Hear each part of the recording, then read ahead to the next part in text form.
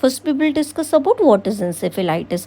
It is a condition where the inflammation of the brain occur. इसमें क्या हो रहा है, ब्रेन में जो है वो इन्फ्लेमेशन जो है वो देखने के लिए मिलता है. It is often result from viral और बैक्टीरियल इन्फेक्शन. और जो ये इन्फ्लेमेशन हो रहा है ब्रेन में, ये किसकी वजह से हो रहा है? कोई भी वायरस जो है उसने अटैक कर दिया, या फिर कोई भी बैक्टीरियल इन्फेक्शन था वो जो है वो स्प्रेड हो गया, ठीक है, या कोई बैक्टीरियल इन्फेक्शन जो है वो ब्रेन के अंदर हो गया, तो ये देखने के लिए मिल सकता है. या फिर ऑटो इम्यून रिएक्शंस की वजह से देखने के लिए मिल सकता है, जैसे कि हमारी बॉडी की खुद की सेल्स हमारी बॉडी की सेल्स को जो है वो अच्छी सेल्स को रिकॉग्नाइज नहीं कर पाती हैं, तो वो क्या कर देती हैं, खुद की ही बॉडी के ऊपर जो है वो अटैक कर देती हैं. तो इसको हम क्या कहते हैं, ऑटो इम्यून रिएक्शन कहते हैं. तो उसकी वजह से भी ये जो है वो देखने के लिए मिल सकता है, या फिर कोई अदर कॉज जो है उसका हो सकता है, या फिर कोई भी अदर चीज़ जो है इसके लिए जो है वो एसोसिएट कर सकती है. नेक्स्ट हम बात करेंगे इसके कॉजेज़ क्या हो सकते हैं. ठीक है, तो मैंने बताया क्या क्या कॉज कर सकते हैं. कोई वायरल इन्फेक्शन, जैसे कि हर्पेस सिम्प्लेक्स वायरस जो है उसने अटैक कर दिया, वेस्ट नील वायरस ने जो है वो अटैक कर दिया, तो इन वायरल इन्फेक्शन की वजह से जो है इंसेफेलाइटिस कॉज कर सकता है किसी पर्सन को.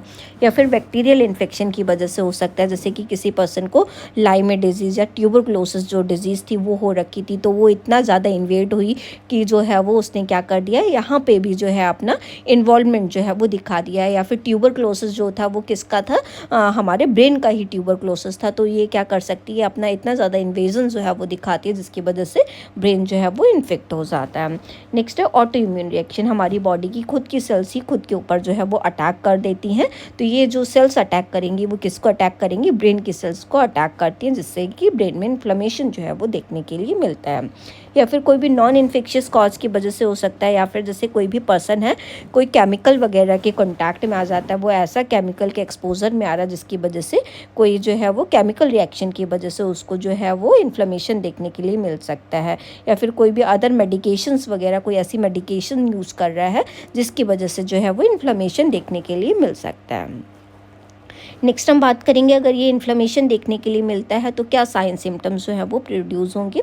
तो पर्सन को जो है वो फीवर देखने के लिए मिल सकता है. उसमें जब इन्फेक्शन होता है तो उसका फर्स्ट साइन क्या आता है, फीवर. क्यों? क्योंकि उसके अंदर इन्फेक्शन हो रहा है, ठीक है, तो जिसकी वजह से उसको हाई ग्रेड फीवर जो है वो देखने के लिए मिलता है. पर्सन का जो है वो हेडेक प्रेजेंट रहेगा. पर्सन जो है जब ब्रेन इन्फ्लेमेशन जो है वो हो रहा है तो उसमें कन्फ्यूज़न की कंडीशन आ जाती है. पर्सन जो है वो चीज़ों को लेके कन्फ्यूज़ हो जाता है. सीजर्स जो है वो देखने के लिए मिलते हैं. उसमें जो न्यूरल एक्टिविटीज़ जो होती है वो क्या करने है, कंपनसेट जब करने की कोशिश करती है, क्योंकि ब्रेन में इन्फ्लेमेशन हो रहा है तो न्यूरल एक्टिविटी जो हो रही है, न्यूरॉन्स की एक्टिविटी है वो कंपनसेट करने की कोशिश करती है, तो पर्सन में जो है वो सीजर्स देखने के लिए मिल सकता है.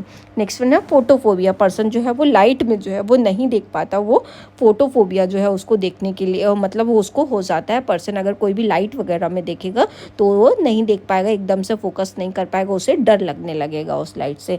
नेक में स्टिफनेस देखने के लिए मिलता है. नेक जो होता है उसका नेक रीजन जो है वो अकड़ने लगता है, एकदम से उसको स्टिफिंग जो है वो आने लगती है, हार्डनिंग जो है वो दिखने लगती है. अगर वो उसका मस्कुलर मूवमेंट करने के लिए नेक की कहें तो वो इतना ज़्यादा मूवमेंट नहीं हो पाता, वहाँ पे स्टिफनेस आ जाती है.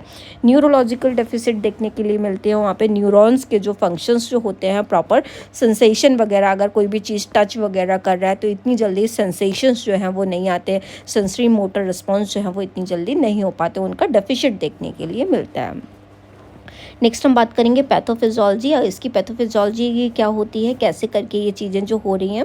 इसमें क्या होगा, पहले पैथोजेंस जो हैं, कोई भी जैसे बैक्टीरिया हो गया, वायरस हो गया, पैथोजेंस जो है वो किसके अंदर एंटर करेंगे, ब्रेन के अंदर एंटर करेंगे, जिसकी वजह से क्या होता है, इम्यून रिस्पॉन्स जो है वो हमारा ट्रिगर करता है. इम्यून रिस्पॉन्स जब हमारा ट्रिगर करेगा तो वो एक्टिव होगा, तो वहाँ पर क्या करना स्टार्ट कर देता है, इन्फ्लेमेशन करवाना स्टार्ट कर देता है. तो वहाँ पर जब इन्फ्लेमेशन जो है वो होगा, इन्फ्लेमेटरी रिस्पॉन्स हुआ, जिसकी वजह से क्या होते हैं, न्यूरल टिश्यूज़ जो होते हैं वो क्या करने लगते हैं, डैमेज जो है वो आके हो जाते हैं. जब वो न्यूरल टिश्यूज़ जो होते हैं जो डैमेज हो जाते हैं, जिसकी वजह से क्या देखने के लिए मिलता है, पर्सन को स्वेलिंग देखने के लिए मिलती है. उसके ब्रेन में उसका इंट्राक्रेनियल प्रेशर जो होता है वो इंक्रीज़ कर जाता है. पर्सन का जो आईसीपी जो होता है, प्रेशर जो ब्रेन के अंदर लगता है वो क्या कर जाता है, इंक्रीज़ कर जाता है, जिसकी वजह से जो नॉर्मल ब्रेन फंक्शंस जो होते हैं वो क्या हो जाते हैं, डिस्टर्ब्ड, वो सही तरीके से नहीं हो पाते हैं पर्सन को, जिसकी वजह से सेंसरी मोटर रिस्पॉन्स वगैरह जो है वो काम करना बंद हो जाता है. उसको सीजर वगैरह जो है वो देखने के लिए मिलते हैं. क्यों? क्योंकि न्यूरॉन्स जो होते हैं वो अपनी एक्टिविटी करने की कोशिश कर रहे होते हैं, जिसकी वजह से ऐसे सिम्टम्स जो हैं वो आते हैं. और यहाँ पे क्या हो जाता है, ब्रेन में पूरा इन्फ्लेमेशन जो है वो हो जाता है. नेक्स्ट हम बात करेंगे अगर किसी पर्सन को इंसेफेलाइटिस हो रहा है तो उसको क्या डायग्नोस जो है वो करवाना है। फर्स्ट उसको लंबर पंचर जो है वो करवाना है, उसको CSF एग्जामिनेशन के लिए जो है वो भेजना है। उसमें देखना है कि उनमें क्या जो है वो साइन आ रहे हैं, इन्फेक्शन प्रेजेंट है कि नहीं है, प्रोटीन कितना है उसके अंदर, WBCs का काउंट CSF के अंदर कितना है, ये सारी चीज़ें जो है वो हमें देखनी है। नेक्स्ट वन ब्लड टेस्ट कराना है ताकि हम पता कर सकें कौन सा पैथोजन है, बैक्टीरिया प्रेजेंट है, वायरस प्रेजेंट है, या फिर कोई एंटीबॉडीज जो है किसी के अगेंस्ट में बन रही है कि नहीं बन रही है। तो इसके लिए हमें टेस्टिंग करानी है ब्लड की। न्यूरो इमेजिंग करानी है, उसमें MRI CT स्कैन करा के उसकी कोई भी स्ट्रक्चर की एबनॉर्मलिटी आइडेंटिफाई करने की कोशिश करनी है कि क्या एबनॉर्मलिटी जो है वो देखने के लिए मिल रही है। नेक्स्ट हमें इलेक्ट्रोएंसेफेलोग्राम कराना है जिसमें उसका वेविंग का असेसमेंट करना है कि उसकी कैसी वेव जो है वो आ रही है, EEG में उनका क्या पैटर्न है, नॉर्मल पैटर्न है कि एबनॉर्मल पैटर्न है, इसके लिए उसका EEG जो है वो कराना है। नेक्स्ट हम मैनेज कैसे करेंगे अगर किसी भी पर्सन को इंसेफेलाइटिस हो रहा है तो उसको एंटीवायरल और एंटीबैक्टीरियल मेडिकेशंस दी जाती हैं as per the causative agent. जो कॉजेटिव एजेंट होगा, जैसे कि उसको बैक्टीरियल इन्फेक्शन हुआ तो उसको एंटीबैक्टीरियल ड्रग देंगे, अगर उसको एंटीवायरल जो है ड्रग कब दी जाएंगी अगर उसको वायरल इन्फेक्शन हो रहा होगा। तो जैसे कि एंटीबैक्टीरियल में उसको कोई भी सिफ्ट्रिएक्सोन या हाई एंटीबायोटिक्स जो होती हैं वो दी जाती हैं। नेक्स्ट वही एंटीवायरल में जैसे कि उसको क्या दे सकते हैं, रामडेसिविर वगैरह जो होती है, साइक्लोविर वगैरह जो है वो एंटीवायरल में ड्रग्स दे सकते हैं। नेक्स्ट वन है सपोर्टिव केयर जो है वो प्रोवाइड करनी है, उसका फ्लूइड मैनेजमेंट, उसका हाइड्रेशन जो है वो मैनेज करा के रखना है। अगर पेशेंट को पेन जो है वो फील हो रहा है तो उसको जो है उसको कंट्रोल करके रखना है। उसके लिए एंटीपायरेटिक वगैरह जो है वो देनी है, जैसे कि उसको PCM वगैरह दे सकते हो। अगर सीवियर कोई भी फीवर जो है अगर उसको आ रहा है, सीवियर फीवर आ रहा है तो उसका फीवर को रिड्यूस कराना है, उसके लिए हम एंटीपायरेटिक वगैरह देंगे। और अगर पेन वगैरह हो रहा है उसके लिए उसको हम एनाल्जेसिक वगैरह जो है वो देंगे, जैसे कि हम उसको आइबुप्रोफेन वगैरह जो है वो दे सकते हैं। नेक्स्ट वन यहाँ पे अगर उसको सीजर को मैनेजमेंट कराना है तो उसको एंटी एपिलेप्टिक ड्रग्स जो होती हैं वो दी जाती हैं।